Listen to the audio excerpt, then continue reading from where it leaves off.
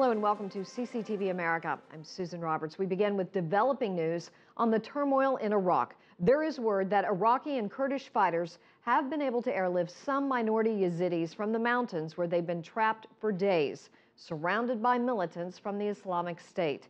CNN is reporting that helicopters delivered supplies Monday, then took some of the stranded children and elderly on board and flew them out. Meanwhile, Iraq's new president has nominated a new prime minister. The action came hours after incumbent Prime Minister Nouri al-Maliki deployed his elite security forces in Baghdad, raising fears he might use force to stay in power. All of this comes as the country faces the threat of Islamic State militants in the north. And for more on this, we're joined by the Associated Press Bureau Chief Vivian Salam in Baghdad.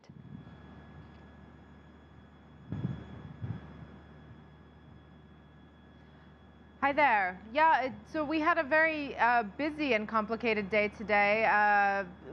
Prime Minister Nouri al-Maliki essentially has waged a legal battle against the president here, Fuad Mashoum.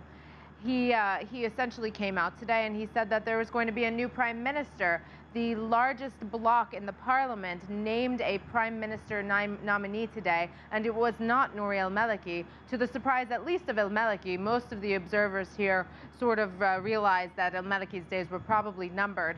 Al-Maliki probably felt that there was a threat against him and that something was being concocted to kind of remove him from power. And so last night around midnight, he came out and he declared a legal suit against the president, saying that he was in violation of the Constitution. He called it a coup against the Constitution. And today it just escalated further. We had the largest political bloc naming the prime minister candidate. Now that candidate, he has 30 days to formulate a government. He is not the prime minister yet. We call him the prime minister designate, essentially. But he has exactly 30 days to formulate a government and to get it approved by the parliament in order for him to officially be the prime minister of Iraq. In the meantime, Nouri al-Maliki is doing everything that he possibly can to block that process, saying that he is the only legitimate prime minister candidate in Iraq. Vivian, let me ask you, what's going on in the north? Obviously, how much is this playing into this political process there? Of course, with the distraction and all of the infighting that's going on politically here in Baghdad, it's taking away from the ability of the government to really focus and essentially rescue some of these people who have been stranded in the mountains now for over a week.